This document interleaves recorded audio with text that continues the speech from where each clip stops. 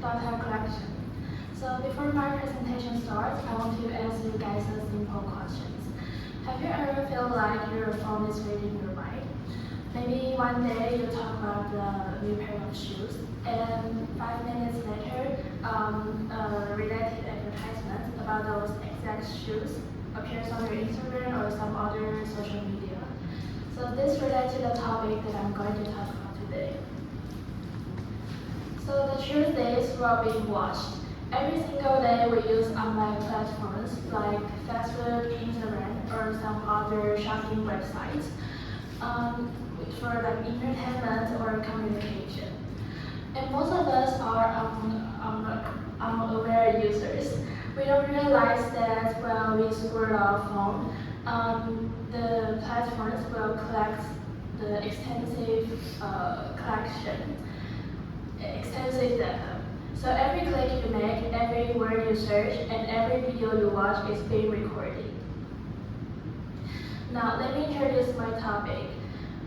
Today, a lot of platforms will collect a lot of users' personal data, so it causes a lot of problems today. And so my central idea is online platforms should be strictly limited in their collection of user data. In this presentation, I will talk about the problem of data collection, its harmful effects, and the possible solutions. So why is this a problem? There are two main issues we face today: the privacy violation and the user manipulation. So what are they exactly collecting?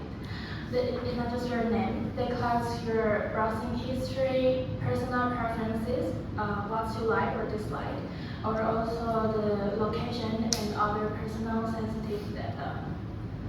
So they can use this information for building the profile, and this can lead to the targeted advertisements. Well, the user thinks, oh, maybe this advertisement is helpful. It's actually the form of manipulation. So designed to let you spend more time or money on their website. So to show you that it isn't just a small worry, let's look at the first example, the famous travel site Booking.com, which happened recently. The hackers, who is unauthorized third parties, access the user data, and the leaked information included users' names, phone numbers, email and home addresses, and the conversation between the hotels and travelers. So this proves that these platforms collect too much data of their users, and it can lead to the serious privacy risks. So if they didn't store so much information, there wouldn't be as much for hackers to steal.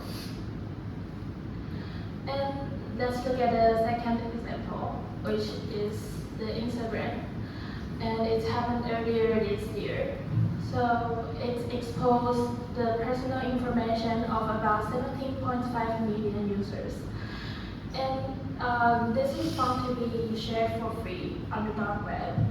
And the leaked information included users' names, phone numbers, and email addresses. So they can use this information for sending the phishing emails, or even try to take over your accounts by using the reset password check. So it can increase the security risk of millions of people worldwide.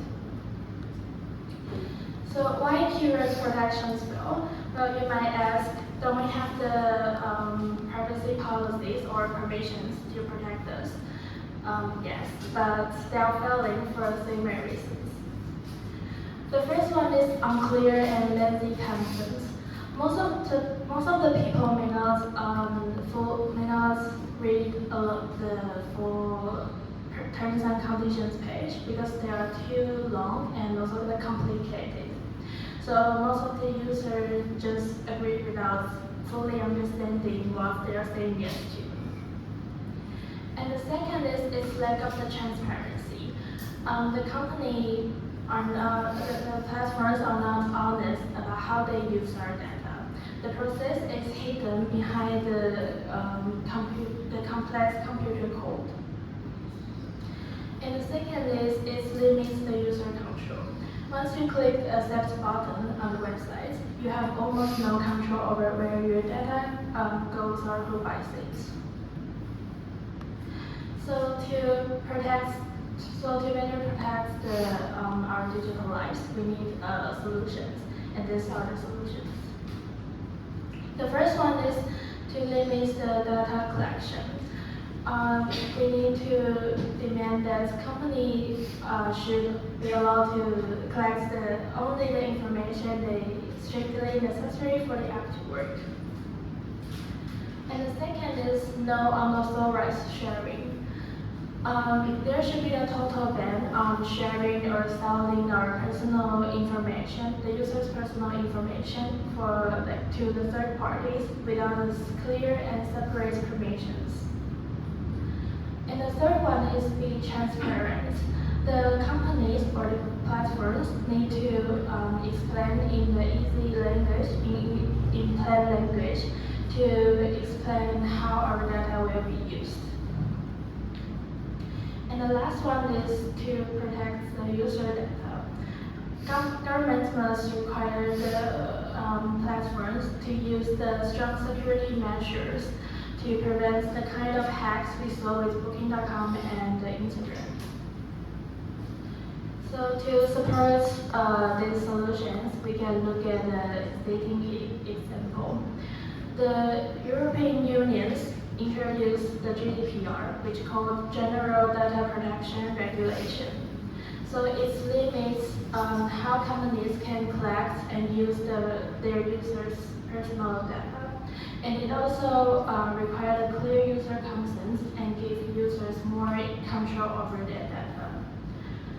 So this shows that strong data protection is possible. It can work in your real life and is also necessary. So the similar regulations should be applied more widely and to protect the users. So in conclusion, our current situation is dangerous.